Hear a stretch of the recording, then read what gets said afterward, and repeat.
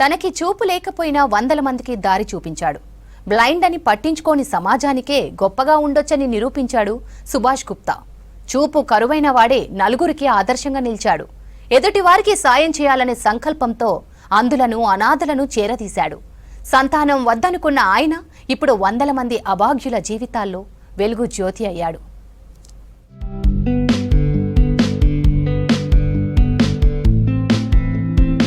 అంగవైకల్యంతో జన్మించిన వారిని చిన్నచూపు చూసే రోజులివి. చూపు లేకున్నా అంధత్వంతో బాధపడే వందల మందికి ధైర్యం నింపాడు నిజామాబాద్కు చెందిన సుభాష్ గుప్తా.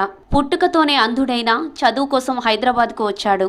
ఎదురైన కష్టాలను లెక్క చేయకుండా ఉన్నత చదువు అభ్యసించారు. 1992లో బ్యాంకులో క్లర్క్ కమ్ క్యాషియర్గా ఉద్యోగం చేసిన సుభాష్ గుప్తా 23 ఏళ్ల సర్వీస్ తర్వాత స్వచ్ఛంద విరమణ చేశారు.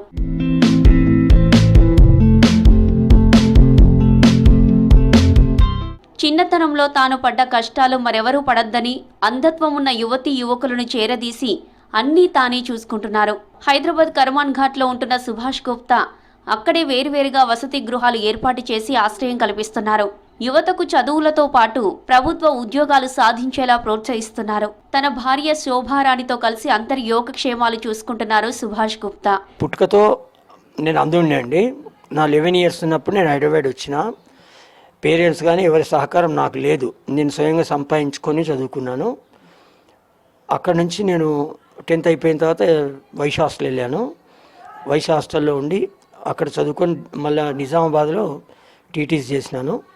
ఒకటి గవర్నమెంట్ ఆఫ్ ఇండియా అండ్ మన ఏపీ గవర్నమెంట్ వాళ్ళు 1988-89 బ్యాచ్ నాది. డిప్లొమా చేశాను, బ్రెయిల్ డిప్లొమా.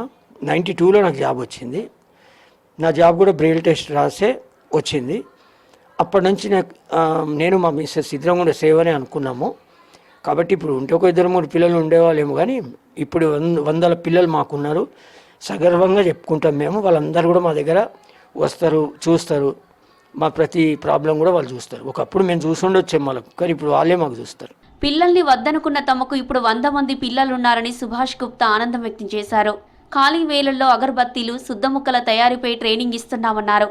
వందలాది మంది అంధులు ఉద్యోగాలు పొంది వివాహ జీవితంతో సంతోషంగా ఉన్నట్లు చెప్పారు. సుమారు 101 మందికి బ్యాంక్, ఇతర ప్రభుత్వ ఉద్యోగాలు వచ్చాయన్నారు. వికలాంగుల వివాహ వేదిక ఏర్పాటు చేసి 50 జంటలను ఒక్కటి చేసినట్లు తెలిపారు.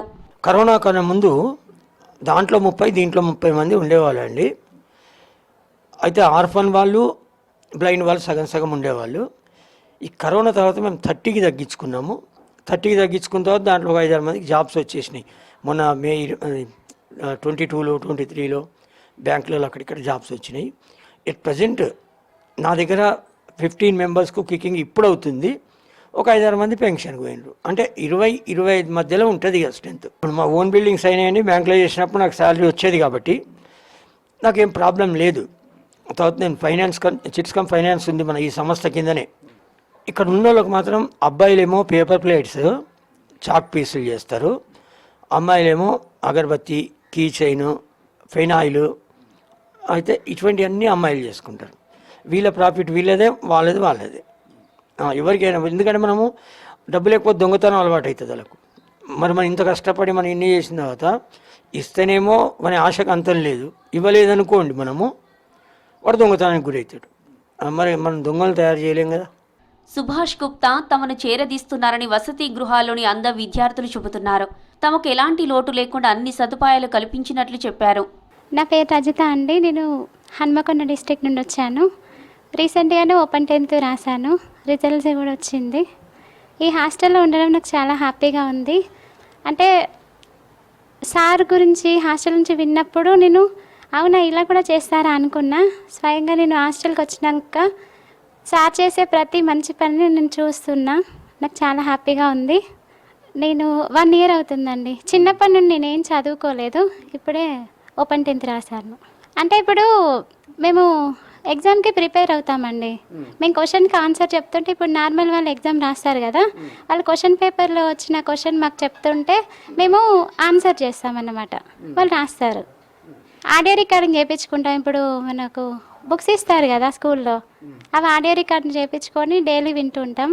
విని అవి మైండ్లో సేవ్ చేసి పెట్టుకుంటాం.